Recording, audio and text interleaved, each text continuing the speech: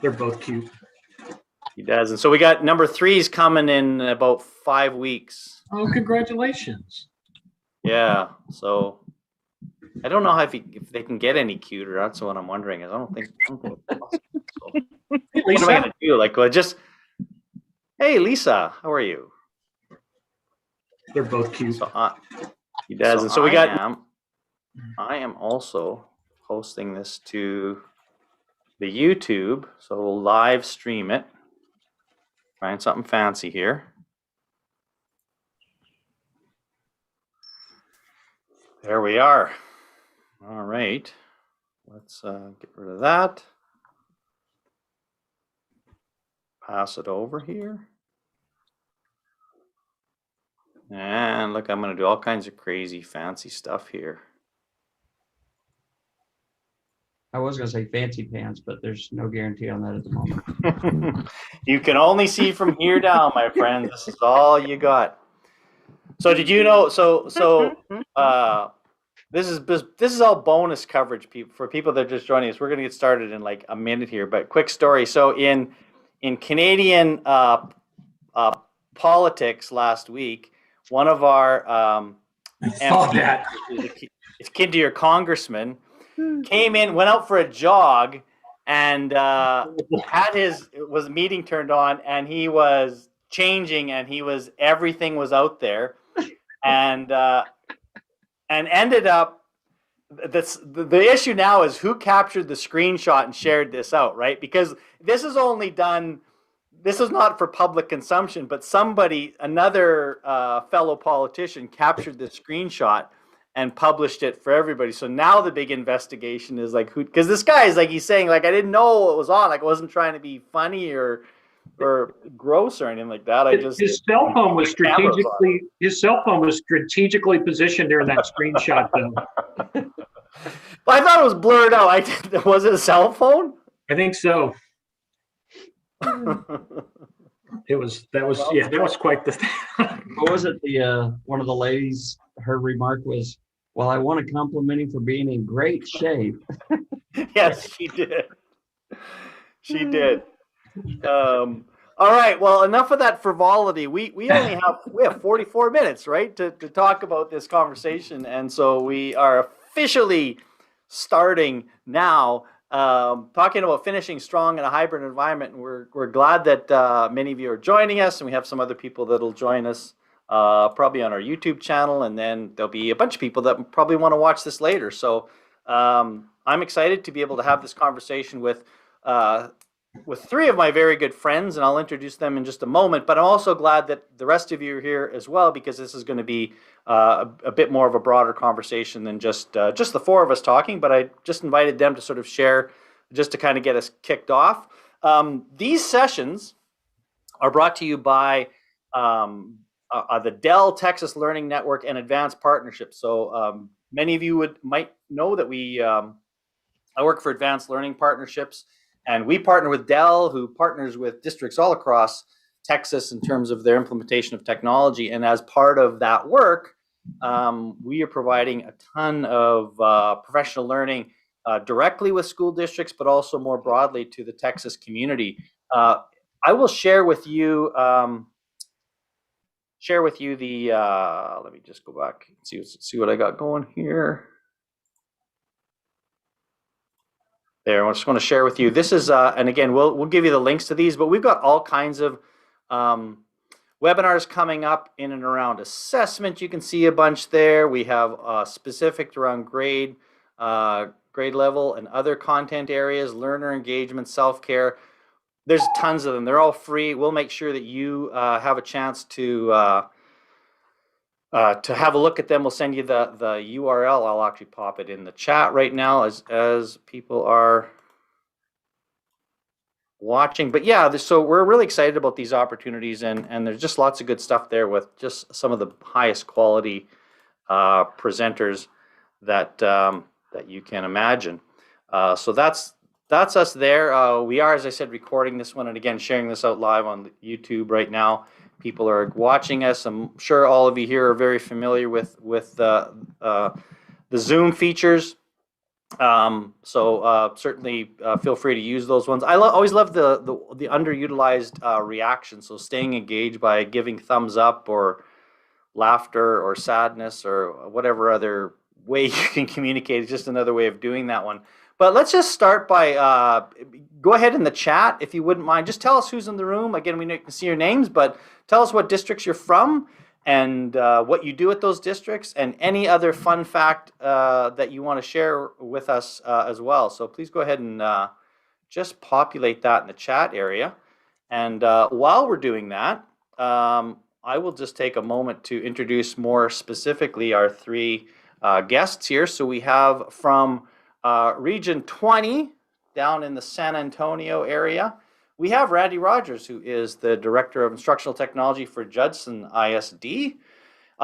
Moving to the north and to the east, we have Scott Floyd in Region 7 at White Oak School District, and also Amber Tiemann from Region 10. She's brand new to Crandall ISD, so we're excited to have both Scott and Randy and Amber with us, and grateful to have people like Ashley and Kelsey as well. Kelsey, that is a very fun fact that you're pregnant with twins. Wow, exciting. When is the lucky, happy time? Oh, the first week of school. Well Next done. year. Way to plan that. Oh, good timing. Good planning. Good. Somebody knows their algorithms, I guess.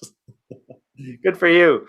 So awesome to have you. And again, Mike, I'm hidden in the background, not so hidden, is Rachel, my good colleague from ALP. Rachel and I do a lot of work here in Texas and Idaho and other places. She is good people. So we're glad to have her and all of you with us. So we want this to be interactive as possible, but I'm going to start diving in with Scott and Amber and Randy just to get us going. So I'll start with Scott. So Scott, just in 60 seconds, and I guess if it's over, it's over. Just give us, and by the way, Scott unfortunately has to leave with us partway through our time, so don't be upset. He's not mad at me. He's not leaving. He's not throwing down the gauntlet. He just has something else you got to get to. But we'd love to know sort of the White Oak hybrid learning environment over the 2020-2021 school year, what it's like, and perhaps even where you're at right now. Sure. In the beginning, we've been one-to-one in 6 through 12 for quite a few years. We had enough devices to be 1-to-1, 3 through 5 as well, but they stay at school. The superintendent at that time had no interest in sending those home. And it was not anything that our pre-K to 2 had any interest in at the time. So when COVID hit, we were already in good shape, 6 through 12. Those kids had their devices with them. Any that left it in their locker were able to come get them. So we were heading the right direction. We did 3 through 5. They did a lot of packets and then Zoomed with the kids, and we provided devices for those kids that didn't have any.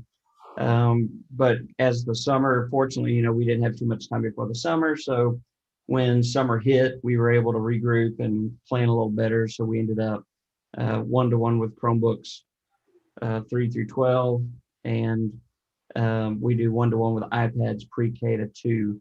And we provide the opportunity in our current environment for kids to either come to school full-time or stay online full-time. The only ones that we would have that would be considered like a hybrid where they come for a little bit are the ones that have special needs that we provide services to. Randy, how about you? I'm not muted. Okay, well, kind of similar to Scott, although we did not have a 1-to-1 in place at all before this year. And just disclaimer, I changed districts in the middle of the summer. I picked the best year possible to change districts. I started here beginning of July, right as we were ordering 1-to-1 Chromebooks. We, like many districts, we had to wait several months before they all came in because the crush on the Chromebooks. We did by about October have those in students' hands. We also implemented at the same time a brand new LMS, which I had, we had about 2 weeks before school started to get that training ready and get people up and running in that. And a new student information system on top of that. So it was a really fun an adventurous summer, but we've made the best of it. We have for most of the year, the majority of our kids were at home and online, and with every grading period, they allowed them to, sign back up and come in person if they wanted to, and the numbers have kept going up. And the majority now, I would say, are learning face-to-face.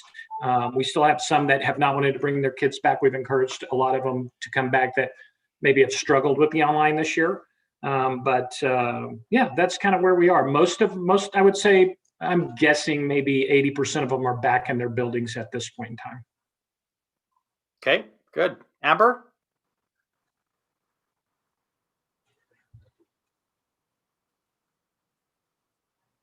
Amber is in the remotest part of Texas and has had some internet issues. I don't know where she's at now. I was gonna say, I think she got disconnected. Okay, yeah, I think she's. I thought everybody in Texas was very, very well connected, but apparently not. Anybody else though? I'm just curious to hear from whether it's Ashley or Lisa or Kelsey, others in terms of your situation. Does that reflect sort of where you're at right now when it comes to how you've handled the hybrid experience, or does it look different? No, I think we have over 180 districts within our region. So I think there's probably one of each somewhere. Everybody's in some, same boat sometimes, and then a different boat others. But I think we probably have every iteration of hybrid, remote, in-person kind of thing going on. Yeah. Seems to be what's happening is that there's no sort of consistent model that everyone's doing this, so everybody's kind of at a different pace of it, and I think that's all part of the learning and conversation. So let's pause for the next question. Is how would you describe your readiness in terms of technology, pedagogy around blended learning? And I'm going to pass this back to Scott again.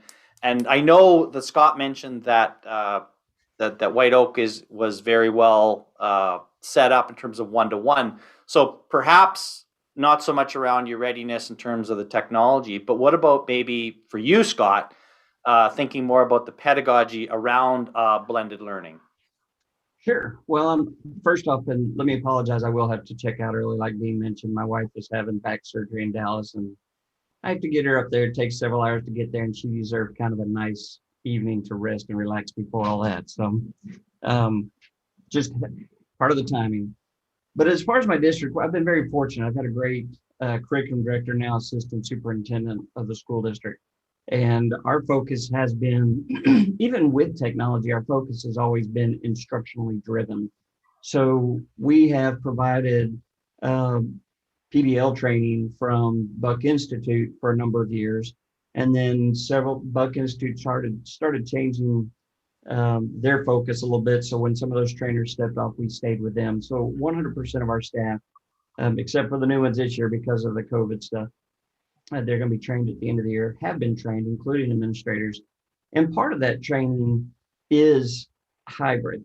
They do, Dana does a wonderful job for us, Dana Lauer, and she integrates technology throughout all of it. So they can understand that it doesn't always have to be face-to-face. The kids are going to be learning as much through PBL, for instance, when they're away from you, if not more when they're away from you, because they're being self-driven in that work. So as far as the tools that we use, our teachers had a lot of opportunity to come in on board with that voluntarily, and then it's kind of turned into mandatory because the resources that they're adopting are so driven in an online setting. Whether it's textbook or discovery technology, through their videos or their science textbook. All of our textbook vendors now pretty much provide everything online. So it's kind of forced their hand to take that up. And what they found is that once they got in there, is it allowed them to automate some of those things that they were driving themselves crazy with, let's say last year, so it didn't scare too many off. I think they just realized there was a better way to do some of the things they were doing for both their side of it and from the learner side of it. Well, and I think about both from the efficiency, which is always the conversation about technology, right? Is like how does it make our jobs easier and better, but also how does it make our jobs different? So, Randy, when you think about Judson, well, because I wasn't quite sure, where do you think your teachers stood in terms of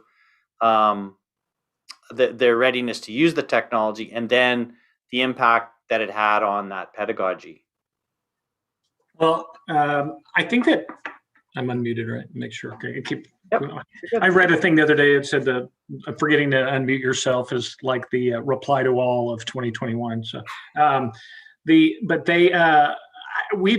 had pockets before I got here where they did some blended learning training, and got people familiar with it.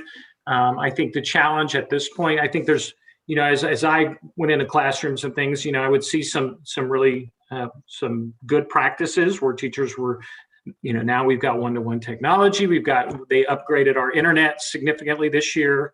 And teachers are taking advantage of that, whether they're doing flex models or, station rotation or things. I'm seeing that.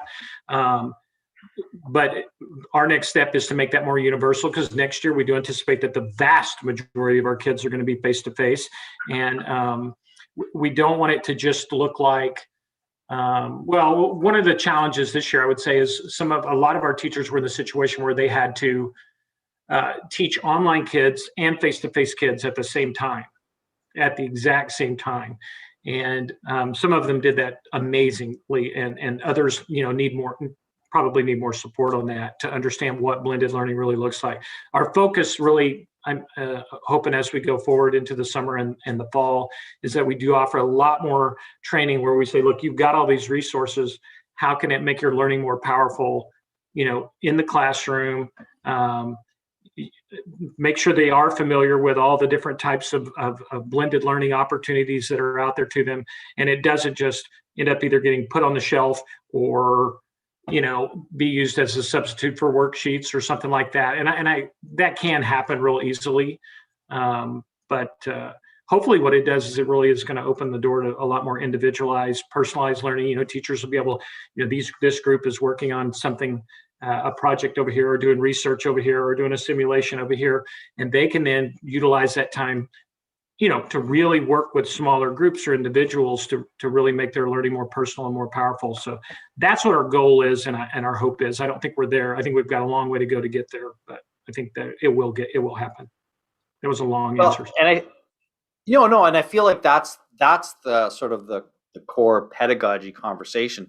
The part that interests me, and I'd love to hear from some others who have experienced this, was this, and again, terminology is different, depends on who you ask. This, in some jurisdictions, they're calling it concurrent learning, right? Where there are kids watching you at home, whereas sort of the true blended model isn't quite set up that way. So that part is interesting. Is what lessons? Because I was definitely under the idea that would be horrible. Like to have somebody having to do this at the same time would be awful. But I'm not sure that it was all as bad as I thought it was. So I'm just wondering if anybody else has any experiences with that sort of concurrent people at home at the same time in some sort of a positive light. So I don't know, can anybody share any positives around that, or things that emerge from there that are going to be lasting beyond this, whether it's that model itself or just something that you learned from that experience? Well, what I can tell you too, one of the things we had to do that was different, we had a lot of buy-in from upper admin when all this started. It was like, what are we going to do to put the kids first? So at the elementary levels, we found one of our grade level teachers in each grade, and we didn't force them, they volunteered, and then we put them in a position where their kids were the ones that were home for their grade level. So they didn't have to deal with the face-to-face and the at-home. They were able to focus on just the at-home. Well, then at the secondary level, obviously it's a little tougher. And in my district, you have, like in sixth grade, we have 120 kids every grade level. Well, that means I have one math teacher, one English teacher, one social studies teacher, one science teacher in each grade level. So it's more difficult to find it at the second grade level. So we offered them a stipend. So then what they would do is they would do theirs at the end of the day or at the very beginning of the day on top. So that way they weren't trying to do it at the same time they were doing their other kids. Now, having said that, we had to shut our high school down 2-3 weeks into school, maybe a month into school, because the kids weren't getting it. They were going home and having their own parties, and enough of them got, tested positive that we had to go ahead and shut down the high school for a week. So, or 10 days. So what they did is the principal said, you know what? You're still going to stick to your schedule, so we don't have to make these days up. So the teacher just went to a Zoom mode for her first period class and then her second period class. And the kids had to follow their regular schedule with the teacher that day. So again, they're only dealing with those kids that they would normally have in the classroom rather than trying to do multimodal like that. So that worked out well for us. And the good thing is it taught our teachers and our kids that they're capable of doing something that's a little bit outside of their norm. So the kid that may be home with the flu, but still feels better, they just have to be at home. They could have somebody FaceTime them in or Zoom them into a classroom. And the same with a teacher who feels like there's a concept they need to cover, but they can't come in for some reason. They could turn around and teach it that way. So that taught us and the kids quite a bit. I think a positive thing, Dean, if I could throw this in there, that I've seen out of it as well in some of the better instances is it allows, one of the worst parts of all this last year has been the isolation that our kids have been forced to deal with. And I think, again, I understand thinking that concurrent would, I like that term, would not be ideal. But I think also it's super important from just an emotional perspective, mental health, that they still connect with their classmates. Right. And so one of the nice things, I think that we have that capability now. If like Scott mentioned, somebody home with the flu or whatever, well, they can still have that daily interaction with their classmates should their teacher choose to do that. I think the main thing that you want to make sure that you don't have happen is, and I've seen this happen as well, where a teacher just, basically is, lecturing one or the other, and the other ones are just watching along. But if you use the technology so that you can keep the kids connected and interacting and socializing and collaborating and stuff like that, then I think it can be really effective way to keep those, online and face-to-face kids together. So does anybody else have a example of that or can speak to that idea? 'Cause I'm just curious again from Ashley, Alicia, Lisa, or Kelsey, any of you want to share a little bit about that experience from your perspective?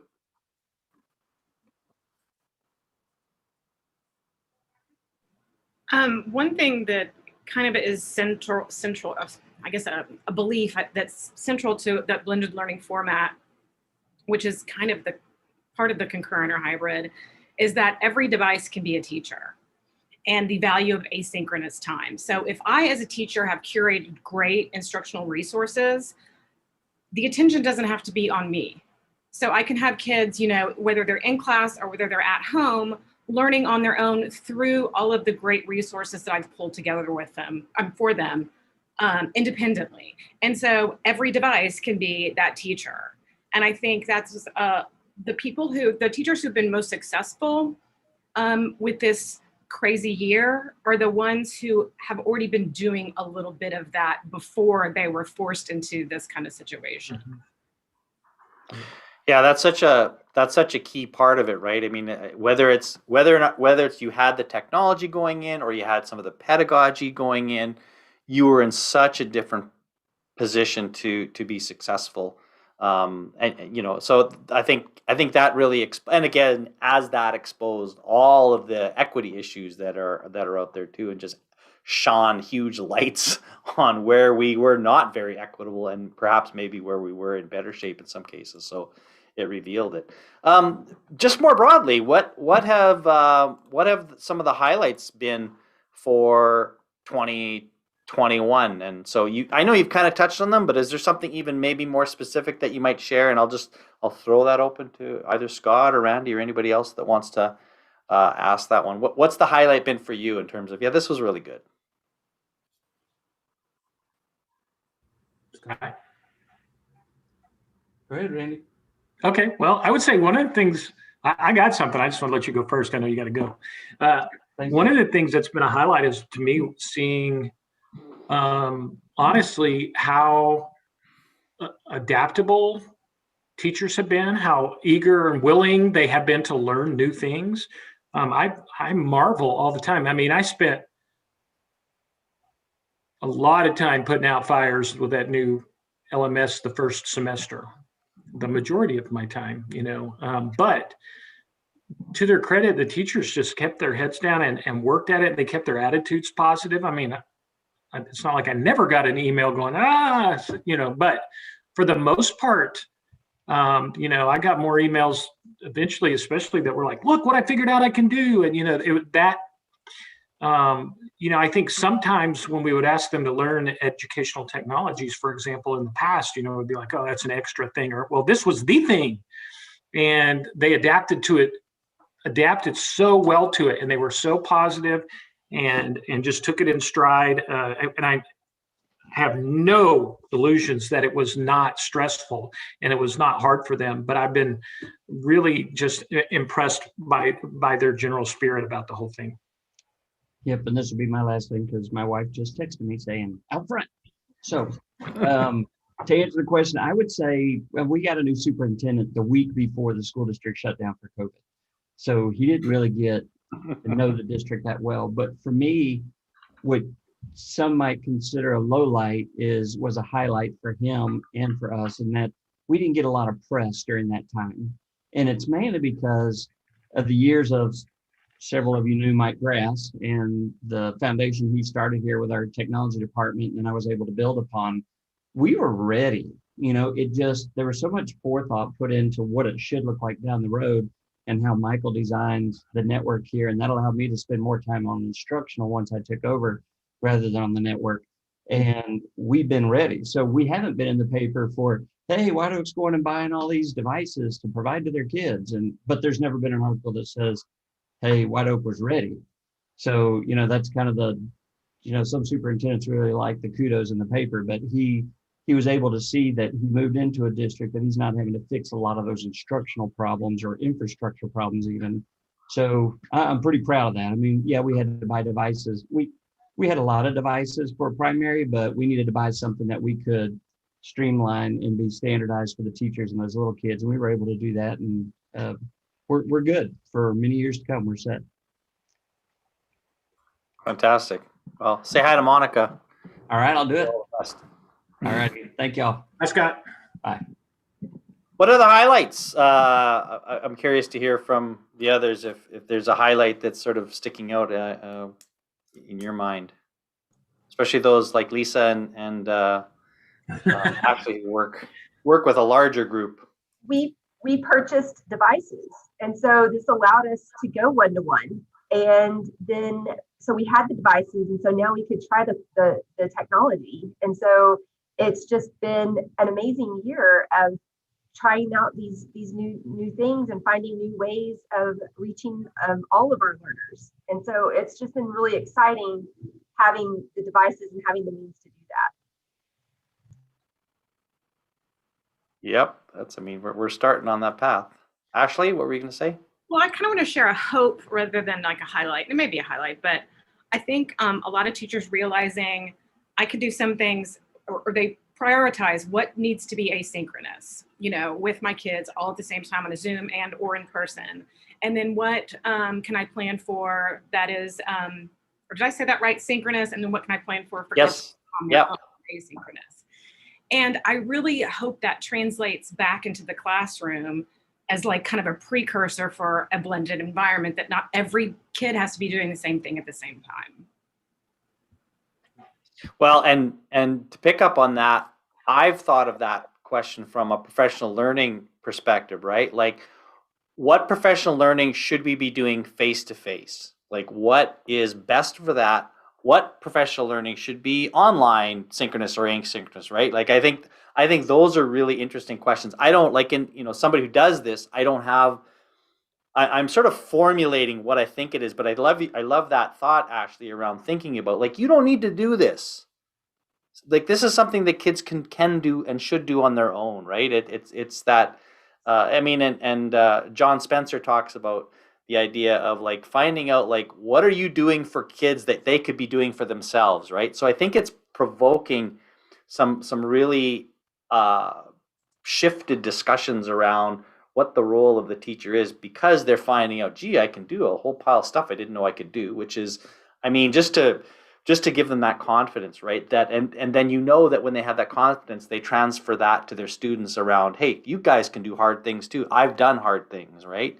But then being thoughtful around how we use the technology. So all of those kinds of things, I love what you're sharing here, kind of offers a lot of really great sort of highlights that I think what you said, Ashley, can turn into hopes or things that we should be thinking about. Anybody else want to share? I don't want to take up others. Feel free to grab the mic and share your perspectives.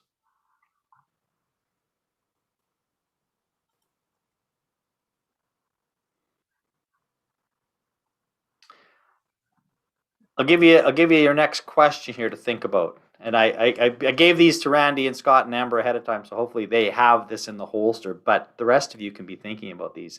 Tell me 3 things you think teachers need to be successful in hybrid learning. And I mean, having mindsets about being open to change and growth mindset, I would assume that's part of it. But even like really practical things, like I mean, I don't know what those could be, but as you think, and when I'm saying hybrid now, again, I want to be careful when I use that term. I probably could swap that out with blended, because I'm thinking about the next school year in particular, right? Like teachers that will continue to use these technologies and tools in ways that support learners, both in face-to-face environments, but also in virtual environments. So what do you think the 3 things that teachers need to be successful? So I'll let you kick that off, Randy, since I know you've spent hours thinking about this question. Yeah, I haven't slept the last couple of days, Dan. So, one of the things I would say is really focus on a focus on the same kind of engagement you would focus on in your face-to-face classroom. One of the things that I think we probably all witnessed before, in sometimes, for example, in online classes, or maybe even in blended circumstances, is a tendency just to throw something out there on your LMS and tell the kids they've got to watch the video and do the questions or something like that, when the technology enables them to do so much more than that, and to be creative and to do really challenging things, and also to do really collaborative things, really social things. And I've seen too often, I mean, I've taken college online classes that it was too much of just read this article, write a discussion answer, and go on to the next thing, instead of really connecting people like it can. I mean, heck, the devices we've got now, the kids have access to, infinitely more knowledge and information than they did when we were handing them a textbook 5 years ago or 10 years ago, right? And so take advantage of that, up the game a lot. As far as what you're doing, I think maybe I misunderstood the question a little bit, but one of the things I was just going to say, because we're still going to have some online learners next year. Parents who are not quite ready to make that move, bringing their kids back to school yet. And I think everybody's probably in that boat, even though, as Dean mentioned, in Texas, of course, we've cured COVID. It's doesn't exist here anymore. But it's not to, is to also keep in mind kids' SEL. And, the most important thing the best thing for all of us about being teachers and about working with kids is the relationships. And it's also the best thing to our kids. It's the most powerful part of what we do. And that can be easy to neglect, maybe when we've got kids in an online environment. But I would say have conscious activity. I mean, have planned activities and a mindset that really focuses on SEL with your online kids. And I don't know what my third one was, so I'll let somebody else take over. Okay, well, that's good. You didn't hog it all. You gave us 2, though. Those are 2 pretty good ones. So what could a third one be? What do you think is that another requirement for a teacher to be successful in hybrid blended learning? I would say using technology to differentiate, because we're going to have learners at so many readiness levels. And so, especially if you're talking about kindergarten next year, what that might look like. And so being able to really address those differences of learning, and so letting technology do some of the heavy lifting for you, as far as looking at the data to identify those differences. And then also, like I said, using the technology to help you address those differences. That's excellent. Thanks, Lisa. I'm going to put Rachel on the spot just because she does this. This is Rachel's a blended learning guru, just so you know. She's a ringer. Thanks, Dean. I would add that teacher virtual presence is huge. Even if your students are in your classroom, if you want to have online components, then teachers have to be present in that online space. And I think, so much this year as adults, as teachers, we're like, what is happening on the other side of the screen? But that feeling goes both ways. Students are like, where's my teacher? Like, are they even reading this? What is happening on the other side of the screen? So that would be one of mine. And then I think for our SEL, just keep trying new things. Like, we have to be reinvigorated by learning and being empowered to use new tools. So I think that we were forced to learn new tools this year, but there's also that was empowering and will continue to be empowering as we continue to try new things. There you go. I got two. I love that.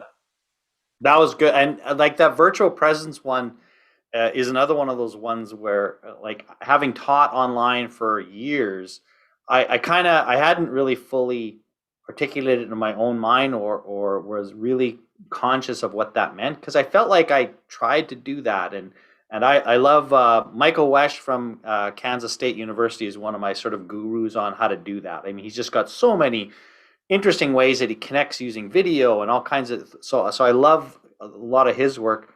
But again, and someone also told me, like, when you're online, you have to be twice as exuberant as when you are face to face, because there's this screen between us. So I try to be more that way. But that's powerful. And then again, it connects me back to what Randy said before about teachers that have found the success. Like, teachers need to be talking a lot about how much they've learned and be invigorated by their learning, right? Like, if they're excited about it, like, even if it's something silly that kids are going, okay, big deal, I knew how to do that, 5 years ago when I was 8 or whatever. It doesn't matter. Like, if the teachers are excited about their own progress and learning and are sharing that, like, that's a huge gift to give.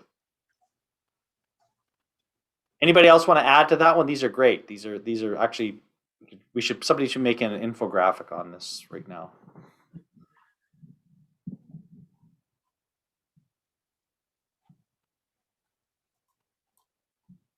Well, I want people to name names here. I want you to talk specifically. I want you to name a name of a teacher who did something amazing. And again, the word amazing can be interpreted however you want, whatever is amazing, but just a teacher that you saw do something that you said, that teacher did something really cool, whether it's just something that was a big growth for them, or really indeed came up with some kind of innovative ways of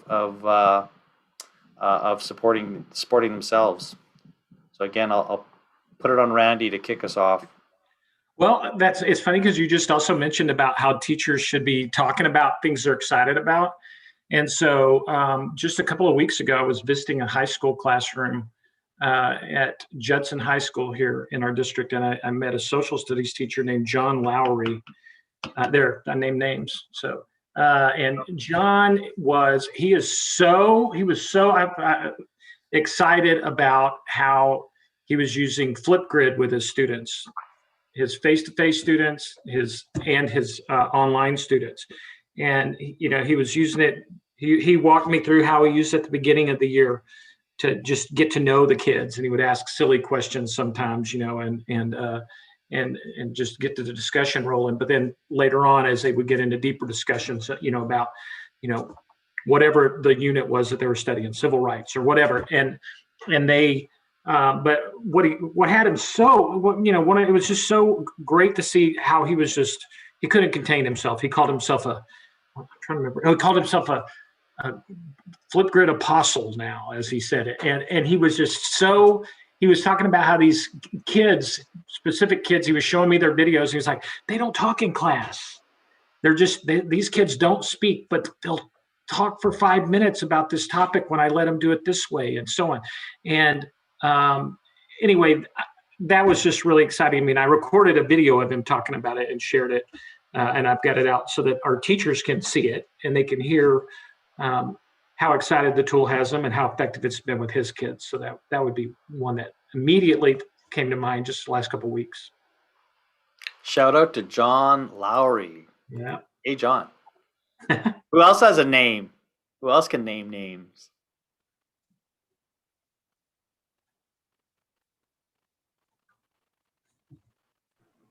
Okay, I've got one. I learn everything, literally everything from the people that I follow on Twitter, full stop. And I've came across a tweet one day from Stephanie DeMichelle. She's actually works in one of the service centers in Ohio, but she had this wonderful presentation that was a virtual station rotation. So you had all in one spot, your teacher-led station, online station, in different groups. You could choose your breakout room. Did you want to work with others? Did you want to be, solo? An offline station, and then an extension activity for kids that finish early. And everything just is hyperlinked in that one slide deck. And I thought it was brilliant. And I did an internal professional learning for our consultants and included that in an engagement, like increasing engagement for, adult learners as an idea for them to try in their classrooms. Very cool. So shout out to Stephanie. So shout out to Stephanie. All right. Any more shout outs? These are great.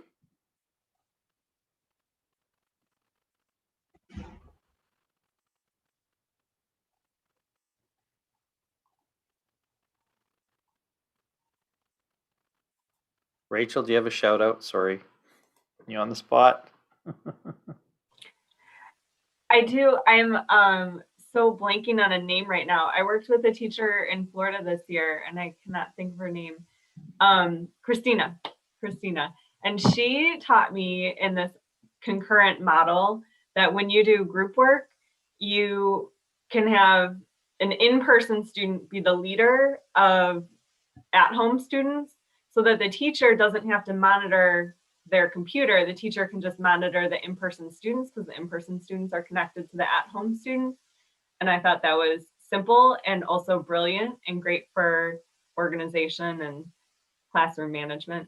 So that was pretty cool. Christina from Florida. Christina from Florida. All right. You got a shout out, Christina.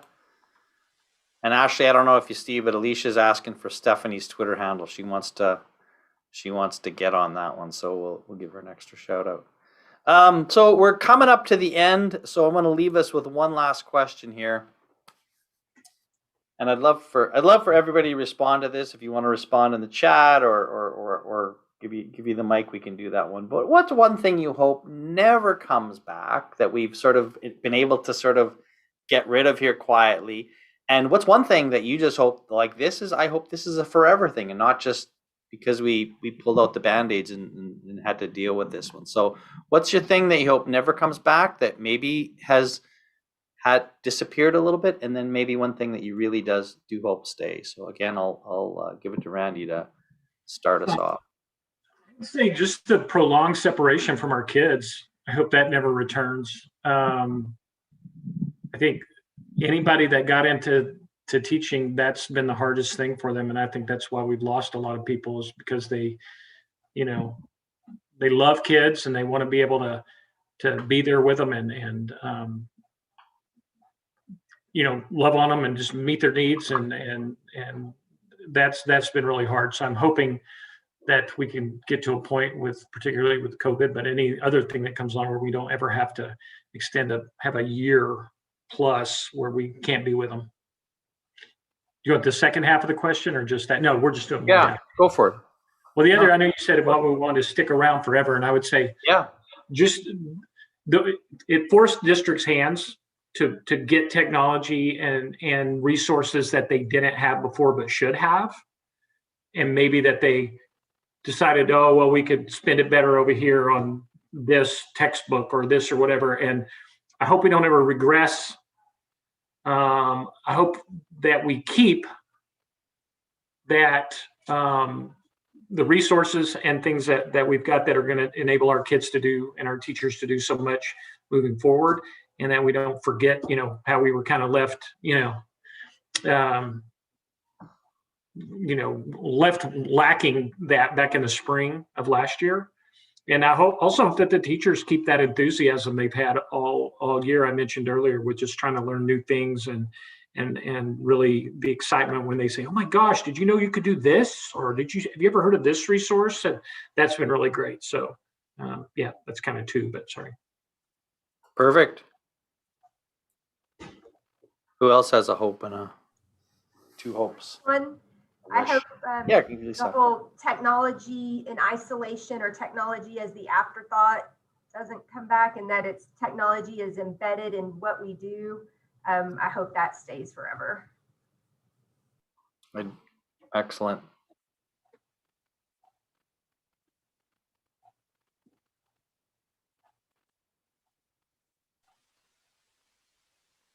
I hope that worksheets don't come back. And I hope that we've seen an increase of student ownership. And I think that's something that we should continue to cultivate and grow. That I think we've learned that students aren't just motivated, even if they're at home and have to be. I think it can be taught. And I think we've seen growth in that. And I hope that that growth in student ownership continues.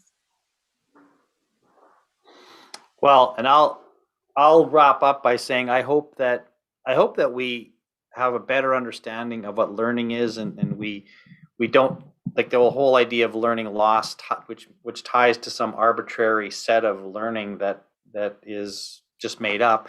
Everybody learned all the time during this pandemic. Some things we didn't really want to learn, but learning never stopped. It's just how do we as teachers embed ourselves into that learning, into the learning of students, and help guide and direct them. And so I hope the thing that stays forever is perhaps a newfound understanding of really what learning is. And again, I think I'll echo what Lisa said earlier about that we don't see technology as that thing that's kind of nice, but we don't really need it. And certainly we're going to look forward to a time where screens don't play quite the role that they play in our lives right now. But they still have done some amazing things. And so I thank all of you for taking the time to share with us. And that's what this was. This was just meant to be just a conversation with some like-minded people. I hope you got to know a few other people through this opportunity and shared a few thoughts that are going to inspire you and think about how you're going to take the rest of the school year, finish strong, and help lead into the next year. So thanks to all of you for coming and attending our session, and I'll send you the link to this and any other and the resources that we also have available for you for further connection. Thanks, Randy and team, and we'll talk soon. Thank you, Dean.